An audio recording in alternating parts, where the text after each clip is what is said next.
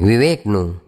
સ્વામિનારાયણ હરે સંવત 1876 માક્ષરવદી ચોથને દિવસ શ્રીજી મહારાજ શ્રી ગરડા મધ્યે દાદા ખાચરના દરબારમાં વિરાજમાન હતા અને સર્વ શ્વેત વસ્ત્ર ધારણ કર્યા હતા અને પોતાના મુખારવિંદની આગળ સાધુ તથા દેશ દેશના હરિભક્તની સભા ભરાઈને બેઠી હતી. પછી શ્રીજી મહારાજે એમ વાર્તા કરી જે ભગવાનના ભક્તને સત અસતનો વિવેક હોય તે તો જે અવગુણ પોતામાં હોય તેને જાણે અને વિચારીને તેનો ત્યાગ કરી દે, અને સંતમાં અથવા કોઈ સત્સંગીમાં કાંઈક અવગુણ પોતાને ભાસતો હોય તો તેને ત્યાગ કરી દે અને તેના જે ગુણ તેનું જ ગ્રહણ કરે. અને પરમેશ્વરને વિશે તો તેને કોઈ અવગુણ ભાસે જ નહીં. અને ભગવાનને સંત તે જે વચન કહે તેને પરમ સત્ય કરીને માને, પણ તે વચનને વિશે સંશય કરે નહીં. અને સંત કહે તું દેહ, ઇન્દ્રિય, મન, પ્રાણથી જુદો છું અને સત્ય છું અને એનો જાણનારો છું અને એ દેહાદિક સર્વે અસત્ય છે, એમ વચન કહે તેને સત્ય માનીને તે સર્વથી જુદો આત્મા રૂપે વર્તે, પણ મનના ઘાટ ભેળો ભળી જાય નહીં. અને જેણે કરીને પોતાને બંધન થાય અને પોતાને એકાંતિક ધર્મમાં ખોટ આવે એવા જે પદાર્થ તથા કુસંગ તેને ઓળખી રાખે અને તેથી છેટે જ રહે અને તેના બંધનમાં આવે નહીં, અને સવળો વિચાર હોય તેને ગ્રહણ કરે અને અવળો વિચાર હોય તેનો ત્યાગ કરે, એવી રીતે જે વર્તતો હોય ત્યારે જાણીએ જે તેને વિવેક છે. ઇતિ વચનામૃતમ. એ રીતે ગરડા પ્રથમ પ્રકરણનું 16મું વચનામૃત જે તે થયું. સ્વામિનારાયણ સ્વામીએ વાત કરી છે ભગવાનને સાધુના મહિમાની બહુ વાત કરી, ત્યારે પ્રશ્ન પૂછ્યો છે આવો મહિમાનો સાક્ષાત્કાર કેમ થતો નથી? તેનો ઉત્તર કર્યો છે સાક્ષાત્કાર થાય તો છકી જવાય, માટે ધીરે ધીરે જ્ઞાન આપે છે ને મહિમા વૃદ્ધિ પમાડે છે.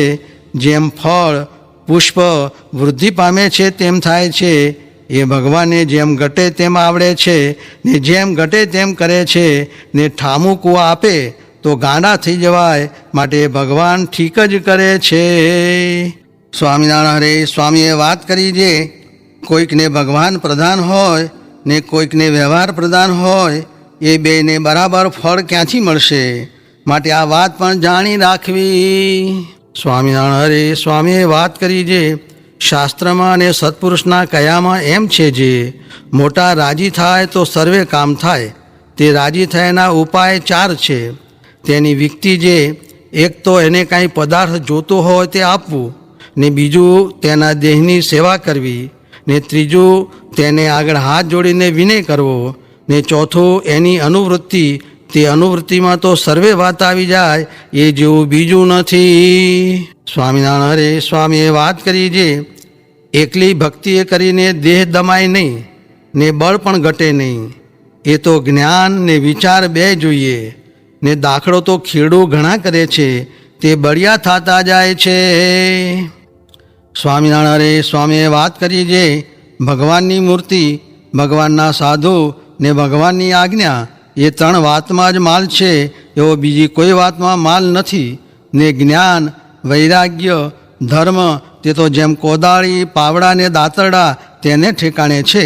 મોટાની તો એમ સમજણ છે ને અમે તો એક ભગવાન રાખ્યા છે ને બીજું રાખ્યું નથી. સ્વામિનારાયણ સ્વામીએ વાત કરી છે લાખ મણ લોઢાની લોઢી ધગી હોય, તેના ઉપર 1-2 પાણીના ગળા ઢોળીએ તેણે કરીને ઠરે નહીં. ને ઠારવી હોય તો ગંગાના ધારામાં લઈને નાખીએ તો 10-15 દિવસ સુધી તો હવેલી જેવડી છોડી ઉછળે, ત્યારે માંડ ઠરે. તેમ પંચ વિષય કરીને તો જીવ ધગી જાય છે. તેને 1-2 દિવસ રહીને જાણે જે ટાળો કરી જાઉં એમ ટાળો થાય નહીં. ને જેને ટાળો કરવો હોય તેને તો 10-15 દિવસ સુધી તો ફેર ચડ્યો હોય તે ઉતરે, ત્યારે વાત માહી પેશે. પછી ટાળું થાય છે, ને સાધુ પાસે કોણ આવે છે, અને જે સાધુ પાસે આવે છે તેને તો કોઈ વાતની કસર રહે જ નહીં. એમ કહીને બોલ્યા જે તીન તાપ કી ઝાર જર્યો પ્રાણી કોઈ આવે, તાકુ શીતલ કરત તુરત દિલ દાહ મિટાવે. કઈ કઈ સુંદર બેન રેન અજ્ઞાન નિકાશે, પ્રગટ હોત પહેચાન જ્ઞાન ઉર ભાનુ પ્રકાશે. વૈરાગ્ય ત્યાગ રાજત વિમળ ભવ દુઃખ કાટત જંત કો, કહે બ્રહ્મ મુનિયા જગત મેં સંગ અનુપમ સંત કો. એવો સત્સંગ મળ્યો છે પણ સમાગમ વિના કોઈને ગમ પડતી નથી, ને જ્યાં સુધી સત્પુરુષનો સંગ નથી થયો ત્યાં સુધી કાંઈ નથી થયું. તે ઉપર બ્રહ્માનંદ સ્વામીનો સવૈયો બોલ્યા છે, રાજ ભયો કહા કાજ સર્યો, મહારાજ ભયો કહા લાજ બઢાઈ. શાહ ભયો કહા બાત બઢી, પત શાહ ભયો કહા આન ફિરાઈ. દેવ ભયો તો કહા ભયો, અહમેવ બઢ્યો તૃષ્ણા અધિકારી. બ્રહ્મ મુનિ સત્સંગ વિના સબ ઓર ભયો તો કહા ભયો બાઈ. એમ સત્પુરુષનો સંગ નથી કર્યો ત્યાં સુધી કાંઈ કર્યું નથી. સ્વામિનારાયણ હરે સ્વામીએ વાત કરી છે, ગામ રોયશાળામાં વાત કરી છે. ભગવાનનું મહાત્મ્ય હોય ને સાધુનો સંગ હોય તો વિષયમાં લેવાય નહીં, ને તેને ઓળંગી તો જાય પણ સાંખ્ય કરીને નિષેધ કર્યા વિના મૂળમાંથી નાશ પામે નહીં. સ્વામિનારાયણ હરે સ્વામીએ વાત કરી છે, એક રેણીએ દેહ મૂકો કઠણ છે, તે ઉપર ગઢડાની ડોશીઓની વાત કરી. સ્વામિનારાયણ હરે સ્વામીએ વાત કરી છે, એક કડીએ મહારાજની મૂર્તિ કરી. તે સૌ કહે ભારે કલમ છે. ત્યારે સ્વામી કહે, હા એ તો બહુ સારું, પણ મેં તો બધુંએ જોયું, તેમાં નિષ્કામીપણાની કલમ સૌથી ભારે જણાણી. તે કોઈથી ન રહે માટે એ રાખવી. હરે સ્વામીએ વાત કરી છે, અમે વાડી કરી છે તે ત્યાં જાવું બહુ ગમે છે. કેમ છે? વન પર્વત ઝાડી ગમે એ રુચિ, ને આ આટલું બ્રહ્માંડનું કામ કરીએ તે તો આજ્ઞાએ, પણ અનુસંધાન ઓલ્યું. ને આ તો મોટું રાજ છે, તે કોટિક તો સંકલ્પ કરવા પડે પણ અંતરમાં કાંઈ નહીં, એવો મારો સ્વભાવ છે. માટે સૌને એમ કરવાની રુચિ રાખવી. કરવા માંડે તો થાય, જેમ ભણવા માંડે ભણાય છે, એ આદિક સર્વે ક્રિયા કરે તો થાય. આ ગિરનાર જેવડા તરંગ હૈયામાં ઉઠે, તેથી મોટા ડુંગર જેવડા ઉઠે. તે માટે જરા જરા બંધ રાખીને ભગવાનને સંભાળવા. સ્વામિનારાયણ સ્વામીએ વાત કરી છે, પ્રેમીનું હેત તો ટાંકાના પાણી જેવો છે, અને જ્ઞાનીનું હેત તો પાતાળના પાણી જેવું છે. ને પ્રેમીનું તો ભગવાન તથા સાધુને રાખવું પડે, પણ જ્ઞાનીનું રાખવું પડે નહીં. સ્વામિનારાયણ સ્વામીએ વાત કરી છે, આપણને તો ભગવાન મળ્યા છે, તે પોતાને અક્ષર માનવું એમ બોલ્યા. તે વાત ઉપર પ્રશ્ન પૂછ્યો છે, વિષય પરાભવ પમાડતા હોય ને અક્ષર કેમ માનવું? ત્યારે ઉત્તર કર્યો છે, વિષય તો દેહના ભાવ છે, તે એક પડખે રહ્યા છે, તો પણ અક્ષર માનવું, પણ આત્માને નરકનો કીડો માનવો નહીં. ને આપણે તો જેમ વામનજી ભેળી લાકડી વધી તેમ વધતા જઈએ છીએ. સ્વામિનારાયણ સ્વામીએ વાત કરી છે, આ લોકના પદાર્થ ને મનુષ્યાદિકને કેવી દ્રષ્ટિએ જોવા છે, એ સર્વે વિઘ્ન કરનાર છે.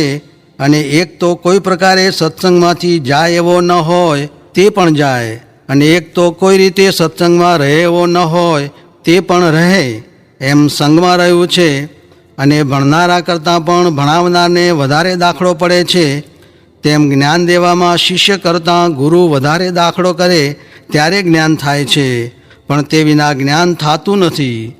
અમૃતનું ફળ ઝેર છે, તે શું છે?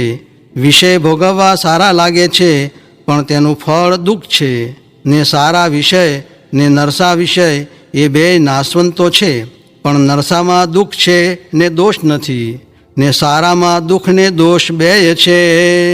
સ્વામિનારાયણ હરે સ્વામીએ વાત કરી છે, ગામ હળિયાદમાં વાત કરી છે, શબ્દ સાંભળ્યા વિના જ્ઞાન થાય નહીં, ને જ્ઞાન વિના કાં તો છકી જવાય, ને કાં તો ગ્લાનિ પામી જવાય, ને કાં તો અધર્મી થઈ જવાય, માટે જેણે સાત્વિક સેવ્યા હોય તેની બુદ્ધિ ન ભેદાય. તે ઉપર શ્લોક બોલ્યા જે કામાદિભિર્વિહીનાએ એ શ્લોક બોલીને વાત કરી જે જ્ઞાન થયા વિના તો ઘનશ્યામાનંદ સ્વામીના જેટલો કલ્યાણનો ખપ હોય ને એમના જેટલી ભક્તિ કરતા હોય તો પણ વિઘ્ન લાગે. ને તે બહુ ભક્તિ કરતા હતા, પણ જ્ઞાન વિના ગોપાળાનંદ સ્વામીનો ત્યાગ કર્યો ને પછી મેં બહુ જ વાતો કરી ને જ્ઞાન થયું, તે પછી એમને સાચવવા પડ્યા નહીં. માટે સાધુ ઓળખ્યાથી અજ્ઞાન ટળે છે. ને ભગવદાનંદ સ્વામી આદિ કેટલાક પોતે તો ગોપાળ સ્વામીને મોટા સમજે, પણ શિષ્ય પૂછે તો તેને કહે નહીં ને મૂળગો દોષ દેખાડે. સ્વામિનારાયણ હરે સ્વામીએ વાત કરી જે ધનમાંથી આસક્તિ ટળી ગઈ હોય તેનાથી દ્રવ્ય ઉપાર્જન કરવાનો પ્રયત્ન થાય નહીં ને વ્યવહાર કરે તો તે ન કર્યા જેવો કરે, તે ઉપર માવા ભક્તનું દ્રષ્ટાંત દીધું. સ્વામિનારાયણ હરે સ્વામીએ વાત કરી જે તરગાળો વેશ કાઢે છે તેને મૂર્ખ છે તે સ્ત્રી દેખે છે ને જે ડાયો છે તે પુરુષ દેખે છે, એમ જગત ખોટું છે. સ્વામિનારાયણ હરે સ્વામીએ વાત કરી જે મરનારાને સીધ રડો છો, રડનારા નથી રહેવાના, તોપને મોઢે તુંબડા તે સર્વે ઉડી જવાના. સ્વામિનારાયણ હરે સ્વામીએ વાત કરી જે અને કહ્યું કે ચેતતા મુખી તે સદા સુખી. એવી રીતે કેટલાક કહીએ. એ કહ્યા તેથી ઘણા ઝાડ હૈયામાં ઉગ્યા હોય પછી શું ધ્યાન ભજન થાય. બીજાનું જોઈને બેસે પણ થાય નહીં. તે એક બાવો ગુલાબગર હતો, તે સૌનું જોઈને માથે ઓઢીને બેઠો. ત્યાં તો રૂપિયા ઢોરા અને ઉઘરાણી તે સ્ફુર્યા એટલે આકડો થઈને ઉઠી ગયો ને કહે ઉઠો ઉઠો, શું બેઠા છો, આટલું આ કરવું છે તે કરીએ એમ થાય છે, માટે ટીખળ ઘાલવા નહીં. સ્વામિનારાયણ હરે સ્વામીએ વાત કરી જે આ ચાલ્યા, આ દેહમાં કાંઈ રહેવાશે? આ દેહમાં તો નરક ભર્યું છે. જેને સારું ખવડાવો છો ને જો સંબંધીને આલો તો સારું બોલે. બેનને પણ જો હમણાં 1 રૂપિયો પણ ન આપ્યો હોય ત્યારે હેતની ખબર પડે. બધું સ્વાર્થ્યું છે એ આદિ ઘણી વાતો કહી. સ્વામિનારાયણ હરે સ્વામીએ વાત કરી જે આ લોક તો દુઃખરૂપ છે ને જ્યાં કોઈ દુઃખ છે જ નહીં ત્યાં આવતાંક દુઃખ ભરાય છે. માટે કેટલીક જાતના દુઃખ આવી પડે છે તે કહેવાય નહીં, પણ શું કરીએ, આ લોક જ એવો છે ને વિષયમાં તો કેવળ દુઃખ જ છે.